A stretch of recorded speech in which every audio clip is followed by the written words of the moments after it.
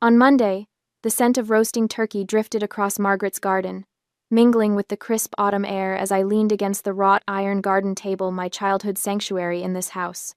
Despite everything, there was something calming about the familiar corner, tucked away from the noise of family gatherings. My laptop screen glowed with third-quarter financials, the numbers representing years of work no one inside that house would understand. My phone buzzed against the metal tabletop. The caller ID read, Caro and Slate, the auction house that had given me my first break 15 years ago. Eden Clark, I answered, keeping my voice low. Eden, it's Jennifer. We've got a situation with the Singapore verification. The urgency in her voice pulled me upright. The Burmese sapphire we flagged last month? The seller's demanding a secondary analysis. I glanced toward the house where I'd just spent $6,000 on catering a peace offering no one would appreciate. Send me the specs. I'll run it through our latest algorithm myself. Inside the house, my sister's laughter carried through the kitchen window, that specific pitch she used to ensure everyone knew she was having fun. Different laugh. Same Madeline. Eden? Did you hear me? Sorry, Jennifer. I refocused. Tell him our verification stands. If he wants another opinion, he's welcome to try elsewhere, but when that stone fails every other test, he'll be back. Will do. And Eden? Enjoy your family time, Jennifer added before disconnecting. Family time. As if we'd ever been that kind of family. I closed my eyes briefly, mentally calculating how long I needed to stay before making a graceful exit. The math wasn't working in my favor. Grandmother Margaret insisted I stay through dinner, and I never could say no to her. The sliding glass door opened behind me. There she is. Madeline sauntered across the patio, her heels clicking with deliberate slowness. Working on Thanksgiving. Mom says you've been out here for an hour. I smiled tightly. Just wrapping something up. Madeline leaned against the table, designer jeans and sweater that cost more than she should be able to afford. Always the responsible one, she said, her voice dripping with mock admiration. She glanced at my screen. What's got you so captivated? Quarterly reports? She laughed, as if the very concept was absurd. When I didn't answer, she pushed off the table and reached for my laptop. Come on, Eden. Family tradition, no work on holidays. My hand shot out. Madeline, let everyone see what boring antique work Eden is doing. She danced backward, laptop in hand, moving with surprising quickness for someone supposedly dealing with ongoing medical issues. Madeline, don't! But she was already sliding open the door, laptop held above her head like a trophy. Look what I found, she called, striding into the dining room where our parents were arranging place settings on the table I'd paid for. Eden's been hiding in the garden doing boring work stuff. I followed, my heart hammering as Madeline set my laptop on the dining table with theatrical flair. Who wants to see what has Eden too busy for family? Mother looked up, her carefully styled silver hair catching the light from the chandelier. Eden, really, it's Thanksgiving. Let's see what's more important than us, Madeline said, spinning the screen around. The room fell silent. On the screen, in clean, professional typography, account summary, Clark Authenticity Group. Total liquid assets, $11 million. My father's face paled. Mother's jaw dropped. The silence stretched, pulling tighter with each passing second. Mother broke first, her face flushing a dangerous shade of purple. You let us struggle? The words exploded from her. All these years? Struggle? I repeated, genuinely confused. I've been sending $2,000 every month for... A measly $2,000? Father's voice rose. When you had millions? Madeline's eyes widened with a theatricality I recognized from childhood, the prelude to tears designed to shift attention. I was sick? She whispered, right on cue. You knew how sick I was. Her voice cracked perfectly. All those treatments we couldn't afford. You owe me. I watched them, feeling strangely calm despite my racing heart. This was the pattern, had always been the pattern. Eden, the responsible one. Eden, the afterthought.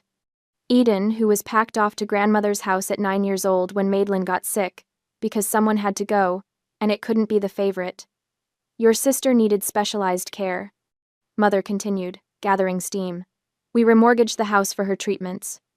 My mind flashed to payments marked medical, mortgage support in my accounting software.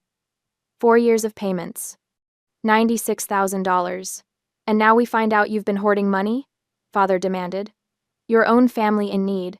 And you've been… My company, I said quietly. They continued talking over me. My money, I said, my voice firmer, cutting through their accusations. The room fell silent again, this time with shock rather than surprise. Madeline recovered first, her tactics shifting instantly. But after everything we've done for you, she said, her voice dropping to a wounded whisper. All the sacrifices. What sacrifices exactly? I asked, my pulse oddly steady now. Which sacrifices are we talking about? Mother stepped forward. This money is keeping a roof over our heads, she hissed. Your sister's health. The house is paid off, I said. I checked the county records last year. It's been paid off for 7 years. Father moved to Mother's side. You have no right to check our financial… I have every right to know where my money goes, I countered. Every right to verify what I'm told. Mother scoffed. Always so cold, Eden, so calculating. This is family. Family, I repeated, the word feeling strange in my mouth. Madeline sniffled dramatically. I can't believe you'd do this to us. I looked at them, really looked at them. Mother, the financial manipulator who had orchestrated years of deception.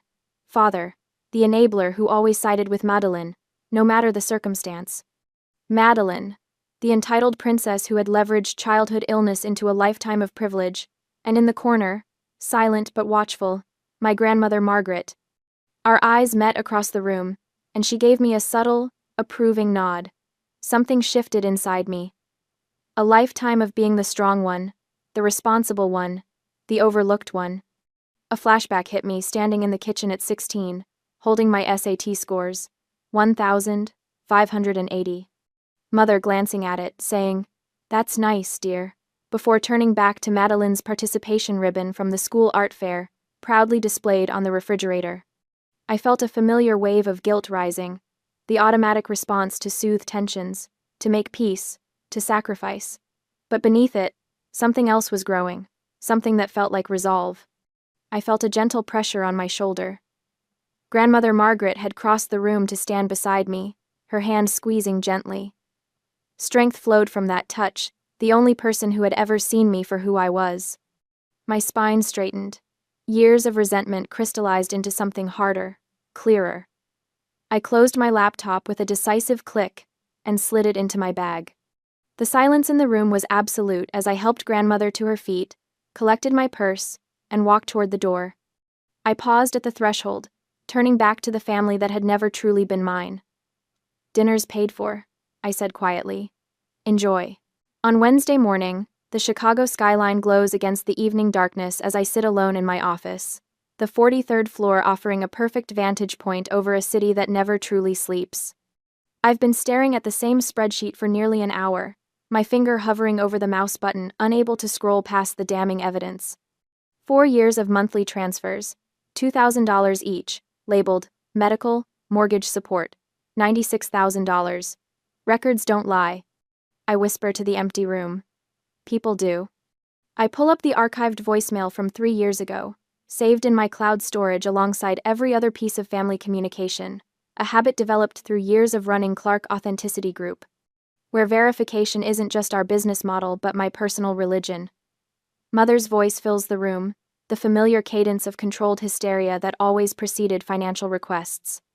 "Eden, we need to talk about the second mortgage." Her voice cracks perfectly.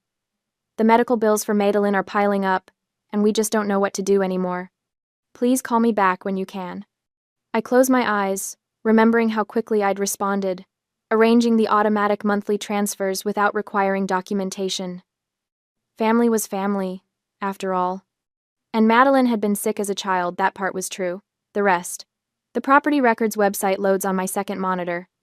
3 clicks later, the truth stares back at me. Mortgage satisfaction, recorded. Dated 7 years ago. No second mortgage. No current debt on the property.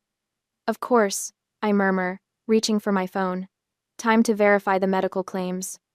Madeline's Instagram account appears on my screen public, since she bills herself as a mid-tier lifestyle influencer these days.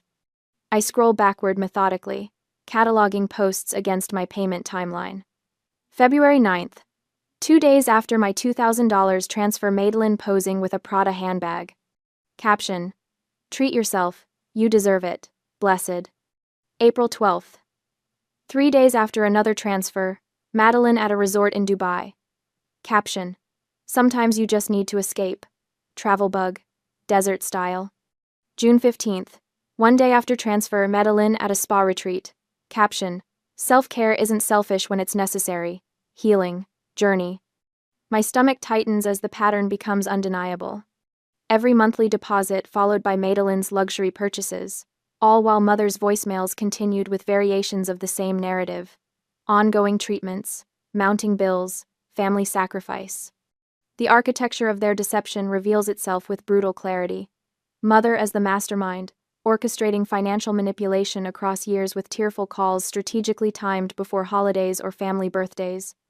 Madeline as the willing accomplice, leveraging her childhood illness into a perpetual claim on my resources while documenting her actual lifestyle for social media validation. Their strategy was elegant in its simplicity.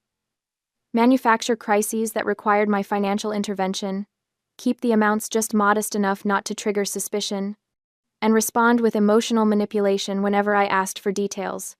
A perfect system that had extracted nearly $100,000. I lean back in my chair, my mind racing beyond the financial implications. If they had been taking advantage for years, what happens when I cut them off? My entire professional reputation is built on trust and verification. Clark Authenticity Group provides certification services to the world's most prestigious auction houses. What if my family creates a public scene? What if they show up at client meetings? The $24,000 annual drain is ending tonight, which means they'll need to find that money elsewhere or come after me more aggressively. The Chicago skyline blurs slightly as I stare out the window. Grandmother Margaret's words from decades ago floating back to me. Make something that's yours, Eden, and never owe them thanks. I reach for my phone again, open the banking app, and navigate to the recurring payment section. My finger hovers over Cancel Automatic Transfer as years of conditioning battle with newfound clarity. The hesitation lasts 3 seconds before I press Confirm Cancellation. A confirmation message appears. Monthly transfer of $2,000 to Helen Clark has been canceled. Something shifts inside my chest, a lightning, as if a weight I've carried for so long I'd stopped noticing it has suddenly lifted. I take a deep breath, perhaps the first full one in years. The office phone rings, jarring me from the moment. The caller ID shows Stephanie Reeves, our PR director. Eden, sorry to call so late, she says when I answer. The London client wants to move tomorrow's verification demonstration to Thursday. Should I? Stephanie, can you meet me early tomorrow? I interrupt. I need your advice on a potential personal situation that might affect the company. A pause. Of course. Is everything all right? It will be, I say with unexpected confidence. I need to prepare for possible family fallout. I've been supporting them financially for years, and I just ended it. They may not take it well. Another brief silence. I'll be there at 7, she says, her voice shifting to the efficient tone I value in my executive team. And I'll bring the protocol for handling unwanted visitors. After hanging up, I create a new folder on my secure drive. Family Financial Support Documentation. Into it goes every transfer record, every saved voicemail, screenshots of Madeline's corresponding purchases, and the county property records showing the paid-off mortgage. I send a brief email to building security, updating the authorized visitors list, and removing my family members who had standing access. A separate message goes to our receptionist, Sarah, warning her about potential unauthorized visitors in the coming days. My reflection in the window looks different somehow, shoulders straighter, jaw more defined. I built this company through verification, I tell myself quietly. Time to verify my family. My phone buzzes with an incoming call. Grandmother Margaret's name appears on the screen. You did the right thing, she says without preamble when I answer. I shouldn't be surprised she somehow knows. Margaret has always seen through the family dynamics with perfect clarity. How did you? Helen called me ranting about ungrateful children and her upcoming bills. Margaret explains, her voice carrying the wisdom of her 82 years. I figured you'd finally seen through it. $96,000, Margaret. and the house has been paid off for years. I know, she sighs. I tried to tell you, but you weren't ready to hear it. We sit in comfortable silence for a moment before she adds, your legal team should prepare a statement of facts, just in case.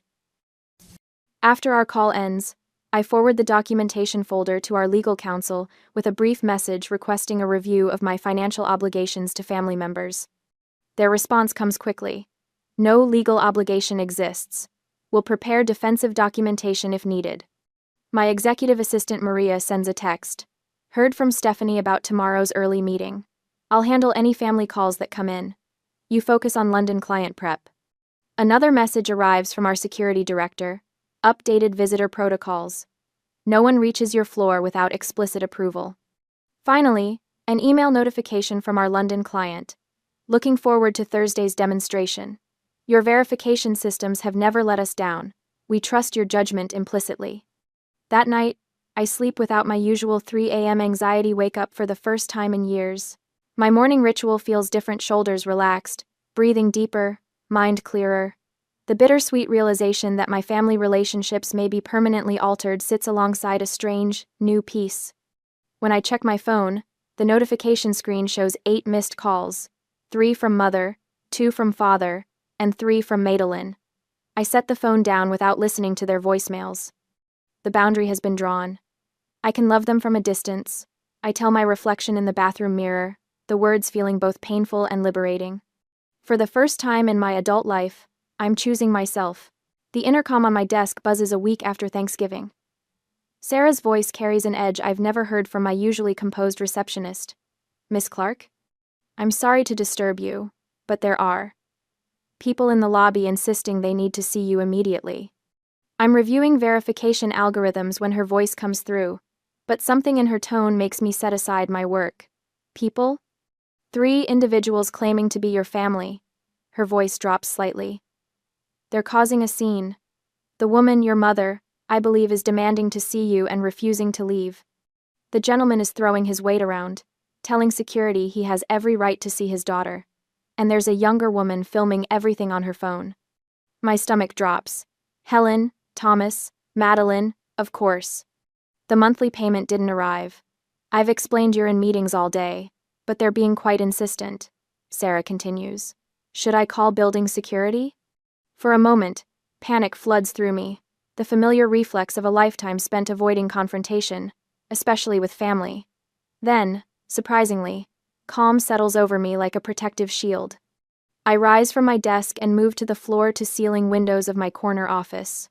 Chicago stretches below me, 42 floors down. The distance feels symbolic somehow. Straightening my charcoal designer blazer, I catch my reflection in the window. I barely recognize the woman staring back, composed, powerful, certain. Ethan, our security director, appears in my doorway. Miss Clark, I can handle this for you. His voice carries the confidence of someone who's managed far worse situations. Just say the word.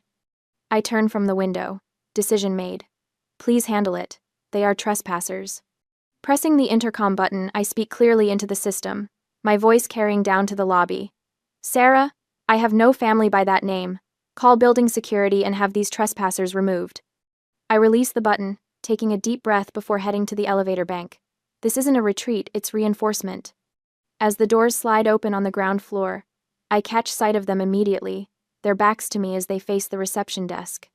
Building security officers are already positioning themselves strategically around the lobby. Madeline notices me first, her phone raised theatrically as she films what's happening. She's sobbing the same performance I've witnessed countless times, amplified now for her social media audience. Eden.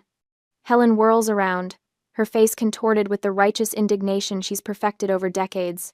After everything we've done for you. Thomas steps forward, using his height to loom over me, a tactic that worked when I was 9, 16, 25. You think cutting us off solves anything? We raised you. You owe us everything you have. The security team moves closer, forming a protective barrier. I remain perfectly still, my voice steady. Please escort them out. If they return, call the police for trespassing. We're your family. Helen lunges toward me, only to be blocked by one of the security officers. How dare you treat us like criminals? This isn't over, Thomas growls, his face reddening. You think you can just walk away from family obligations? There are laws, Eden. Filial responsibility laws. Madeline's camera keeps rolling, but I notice something shift in her expression. Shock that her usual tactics aren't working. For once, she's not the center of this drama. Sarah stands calmly behind her desk, handling the disruption with professional poise. From the mezzanine above, I glimpse members of my executive team watching, their presence a silent show of support. Near the elevators, Marcus Williams, a major client who happened to be arriving for our afternoon meeting, observes the scene with raised eyebrows. Quite the security protocol you have here, Eden, he murmurs as he approaches. If you need a witness statement, I'd be happy to provide one. My phone buzzes in my pocket. A text message from grandmother Margaret. Stand your ground. I turn to the head of security. Escort them out. If they return, call the police for trespassing. You can't do this. Helen lunges toward me again, her fingers curled like claws. The security officer steps smoothly between us. You'll regret this. Thomas threatens, his voice dropping to the quiet tone that once preceded his worst moods. This isn't over, Eden. Madeline's theatrical sobs have stopped. Her phone still records, but her expression has shifted to something I've rarely seen on her face: genuine surprise. The script has changed, and for once, she doesn't know her lines. I turn my back on them and walk to the elevator without looking back. The doors close on the sound of my mother's shrill protests and my father's threats. Alone in my office, I sink into my chair, hands trembling now that the confrontation is over. The composure that carried me through crumbles like a facade, revealing what lies beneath: rage, grief, and something unexpected relief. A memory surfaces, hiding in my bedroom closet at 7 years old after breaking a dish, learning early that showing emotion was dangerous. The pattern had continued into adulthood. Be strong, don't react, keep the peace. For the first time in decades, I give myself permission to feel everything at once: the rage, at years of manipulation, the grief for the family I never truly had, the relief of finally saying no. Tears come suddenly, violently, years of suppressed emotion flooding out. I don't try to stop them. Each sob feels like releasing a piece of the past, washing away years of obligation. When the tears finally stop, I look out at the Chicago skyline, the afternoon sun glinting off glass buildings. Something fundamental has shifted inside me. The trembling in my hands has ceased. I'm free, I whisper to the empty office. The next morning, I create a detailed timeline of financial support and family demands, organizing everything chronologically. 4 years of monthly payments marked medical, mortgage support. Documentation of Helen's tearful calls claiming financial emergencies. Records proving their house mortgage was paid off 7 years ago. I review the security footage from yesterday's confrontation, watching it with clinical detachment. My legal team receives copies, along with the complete financial history. This is quite comprehensive. My attorney remarks, reviewing the documentation. Are you anticipating legal action? I'm preparing for every contingency, I reply. Security protocols at the office are enhanced. The receptionist now has a direct alert button connected to building security. The PR team monitors social media for any posts from Madeline about the confrontation. A cease and desist letter is drafted but not sent. Evidence is organized but held in reserve. Let them make the next move. 1 week later, a certified mail envelope arrives on my desk. I open it carefully, extracting legal documents. A lawsuit: Thomas and Helen Clark suing for filial support, claiming their financial struggles are my responsibility. I feel my lips curve into a smile as I read through the poorly constructed legal arguments. Picking up my phone, I call my legal team. They just walked into our trap. I tell them, my finger resting on an evidence binder already labeled with the court case number, waiting for exactly this moment. Let's proceed. My legal team exchanges glances. Miranda, head counsel, nods approvingly. They walked right into it. On the tablet before us, Madeline's Instagram video plays on mute. The office confrontation edited to remove security, blocking her lunge toward me, making my calm departure appear cold and heartless. The timestamp shows it's already garnered 50,000 views since last night. Local Michigan stations are running with Helen's interviews, says Derek from PR. swiping to footage of my mother dabbing at dry eyes with a tissue. Thomas has been calling your clients directly. And? I ask, my voice steady. None have dropped yet. 3 called to verify your side of the story. I've built a business on verification. Fitting that it would save me now. The door opens and Grandmother Margaret enters, elegant in a charcoal pantsuit that reminds me where I learned my sense of style. At 84, she stands straighter than most women half her age. I caught the early flight, she says, taking the seat beside me. Her hand covers mine briefly, the same gesture that gave me strength to walk away at Thanksgiving. Miranda outlines our counter-strategy while I study the evidence we've assembled. Exhibit A. 4 years of monthly $2,000 payments marked medical, mortgage support. Exhibit B. Screenshots of Madeline's social media showing luxury purchases timed perfectly with my transfers. Exhibit C. County records proving the mortgage was paid off 7 years ago. We don't panic, I tell the team. We don't engage directly. We continue business as usual. Eden, Miranda interjects. They're claiming you assaulted Madeline. The edited video is missing the security footage that shows the truth, I finish for her. File our response to the lawsuit with all evidence attached. The truth speaks for itself. I have. Derek looks concerned. Public sympathy is currently with your family. Sympathy based on lies collapses when facts emerge. I close the binder with finality. Set the deadline for withdrawing their lawsuit at 24 hours, or we countersue for fraud. As the team disperses, I remain seated, something settling in my chest, not dread, but resolution. You're not rushing to defend yourself publicly. Margaret observes when we're alone. Would you? I ask. No. She pours tea from the service I'd ordered. Sometimes silence is the best revenge. I wrap my hands around the warm cup, reminded of childhood afternoons in her garden. I used to think if I just succeeded enough, they'd finally see me. And now? Now I realize they've always seen me. They just saw someone they could use. The admission should hurt, but instead feels like setting down a heavy weight. I don't need their approval anymore. Margaret's smile is small but approving. So what now? We focus on facts, not emotions. We'll let the evidence tell the story. Over the next several hours, I continue ordinary business operations while Derek monitors the situation.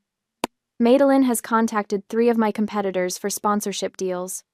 Helen attempted to reach my biggest client directly. Thomas gave an interview claiming the medical expenses were legitimate, contradicting Helen's earlier statement about using the money for home repairs. With each desperate move, they entangle themselves further in their own lies. By evening, our trap is ready to spring. I review the cease and desist letter before it's delivered, along with copies of our evidence packet. Exhibit A, I murmur, flipping through the pages. Every transaction marked exactly as Helen instructed. Medical, mortgage support. Exhibit B, Madeline's Instagram showing her Dubai vacation using Blessed, posted the same day my money hit their account. Exhibit C, county records proving the mortgage Helen claimed they were still paying was satisfied 7 years ago. That night, Margaret and I have dinner in my penthouse. The Chicago skyline sparkles through floor-to-ceiling windows, the view I earned through years of work they never acknowledged. Your team is impressive, Margaret says, watching me cut vegetables for a salad. They rally around you like family should. They respect me. I pause, knife hovering. That's all I ever wanted from them. I know, dear. My phone buzzes with a notification from Derek. Madeline's latest post is losing traction. 3 sponsors have contacted us privately, asking about the situation. The PR team has been carefully managing media inquiries without engaging directly. Building security maintains a visitor log showing Helen's attempts to enter yesterday. 2 clients have sent emails affirming their continued faith in my company. Industry colleagues have reached out offering statements supporting my professional integrity. Margaret's presence lends legitimacy to my side of the story, the respected family matriarch, choosing my truth over theirs. They underestimated you, Margaret says, watching me read updates. They always have. By morning, the first cracks appear. Thomas calls my direct line, which I don't answer. Madeline sends a tearful video message I delete without watching. Helen leaves a voicemail that starts with please and deteriorates into the true nature of her feelings. You ungrateful, cold-hearted. I disconnect before hearing the rest. At exactly 24 hours after delivery of our cease and desist letter, Miranda calls with news. They've withdrawn the lawsuit. Her voice carries professional satisfaction. And the media narrative is already shifting. Someone leaked portions of our evidence packet. I don't ask who. Some things are better left unspoken. Within hours, 2 of Madeline's remaining sponsors drop her. A Detroit investigative reporter contacts our office requesting comment on a story about social media fraud and family financial manipulation. We decline to comment, but provide public record references that would be helpful for fact-checking. By evening, reports reach us that the family's social standing in their Michigan community is rapidly deteriorating as the truth spreads. Thomas has been asked to step down from the neighborhood association board. Helen's garden club friends are suddenly too busy to return her calls. Madeline's local boutique partnerships are being quietly discontinued. The most telling sign comes from Margaret's neighbor in Michigan, who reports seeing Thomas and Helen arguing in their driveway, his voice carrying, "I told you we pushed too far." When Margaret retires to the guest suite that evening, I stand alone at the windows, watching lights blink across the city. My phone buzzes with a text from Madeline, the first direct communication since Thanksgiving. "Please, Eden, we need to talk." I set the phone down without responding.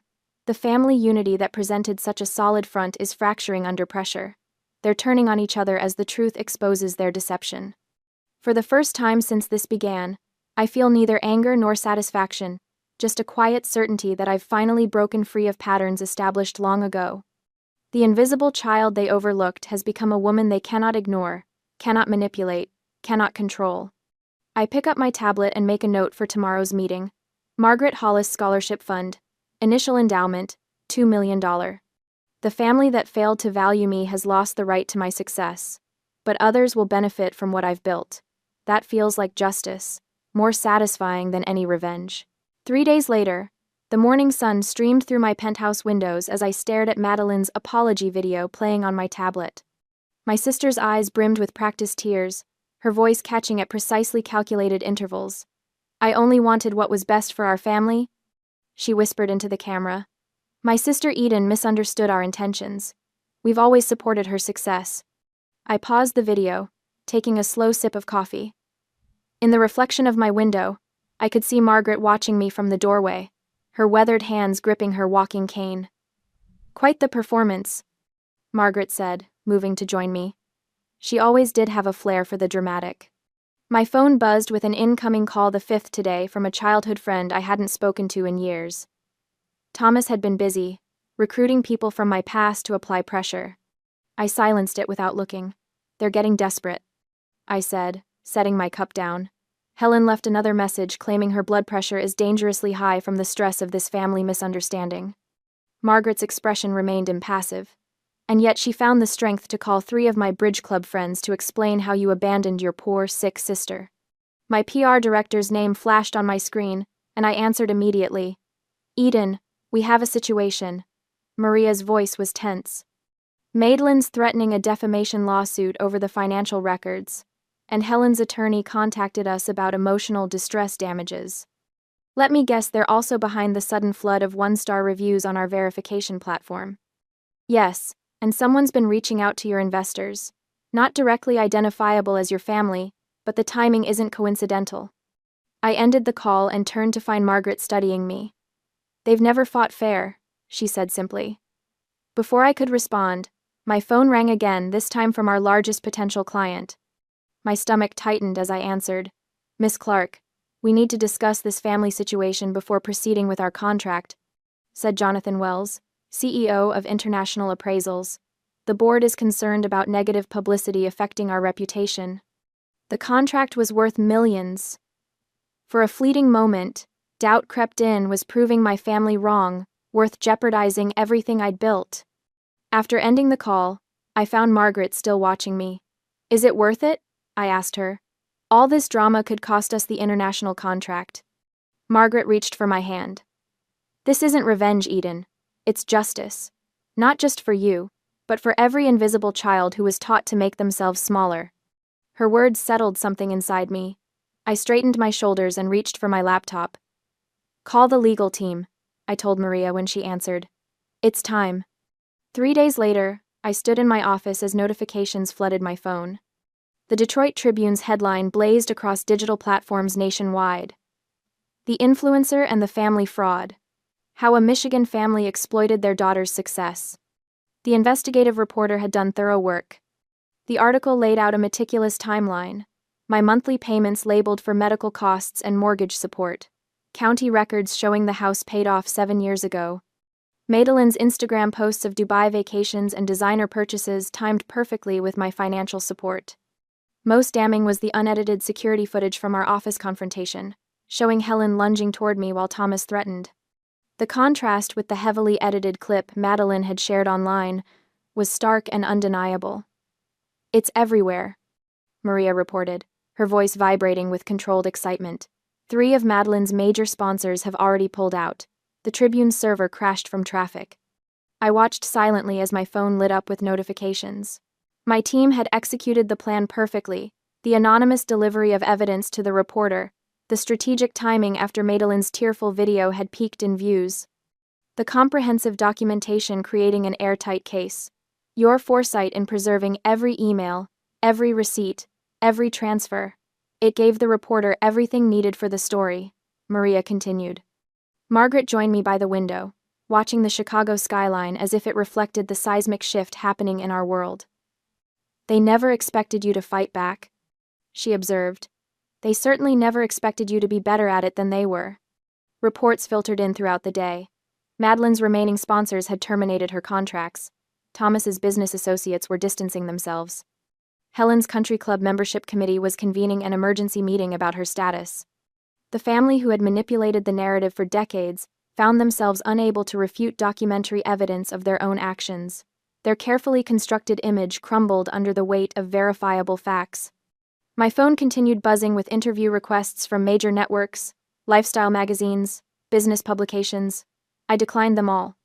Instead, I drafted a simple statement. The evidence speaks for itself. I will not be commenting further on private family matters. Said. Then I added a second paragraph announcing the establishment of the Margaret Hollis Scholarship Fund for overlooked students with a $2 million endowment. "That's the exact amount they tried to take from you," Margaret noted quietly as I showed her the draft. "It seemed appropriate," I replied. "The money they coveted will now help students who are overlooked just as I was." The announcement created exactly the pivot I'd hoped for. Business publications focused on the scholarship rather than the family drama. Industry leaders praised the initiative. The conversation shifted from scandal to philanthropy in less than 24 hours. Over the next 2 weeks, the repercussions continued. Madeline's follower count plummeted as her carefully curated image of authentic living collapsed. Thomas, whose professional connections had quietly distanced themselves, took a job as a greeter at a local store. Helen, once the social director of her community, faced empty tables at her usual lunch spots. The family that had exploited my success for years now found themselves without access to my resources or anyone else's. Their credibility had evaporated along with their financial security. I was reviewing final contracts for the international appraisals deal, now secured despite the family drama, when Margaret brought me a cream-colored envelope. "It arrived by certified mail," she said, placing it on my desk. "From Helen." The handwritten letter sat unopened as evening shadows stretched across my penthouse. Margaret found me still staring at it hours later. "Whatever you choose," she said gently. "Choose for you." I ran my fingers over the envelope, feeling the slight tremor in my hand. After everything, the deception, the manipulation, the public attacks, Helen still had the power to make my heart race. But as I gazed out at the Chicago skyline, lights twinkling like stars against the darkening sky, I realized the racing wasn't fear anymore. It was freedom. The unopened letter could wait. Maybe forever. The morning light streams through floor-to-ceiling windows, painting golden patterns across the Italian marble floors of my Chicago penthouse. 6 months have passed since the family confrontation that changed everything. I run my fingers along the sleek quartz countertop, a deliberate choice for its clarity and strength, qualities I've claimed for myself. Eden? Margaret calls from the lake view sitting area. Tea's getting cold. I carry the antique silver tray toward my grandmother, who sits regally by the window overlooking Lake Michigan. The teacups, the same delicate bone china she used when I stayed with her at 9 years old, catch the morning light. We've come full circle. Margaret lives in the guest suite now, with a private nurse who comes daily. At 83, she remains the backbone of my world, though her hands tremble slightly as she lifts her cup. Nervous about tomorrow? She asks. The University of Michigan commencement speech has occupied my thoughts for weeks. Not nervous, just wanting to get it right. You always do. Her eyes still sharp despite cataracts forming at the edges, study me over the rim of her teacup. You know, I say, you were the only one who ever saw me. Margaret sets down her cup with a soft clink. I didn't see you, Eden. I recognized you. Her weathered hand covers mine. There's a difference. The distinction resonates in my chest. Recognition. Not discovery, but confirmation of what was always there. The London office opens next month, I say, changing the subject. And Tokyo by Christmas? Her eyebrow arches knowingly. I nod. Clark Authenticity Group has expanded beyond my wildest projections. What began as verification software for auction houses now serves jewelers across 3 continents. The quarterly reports show a 30% increase since last year, numbers I review without guilt, without feeling I should hide my success or apologize for it.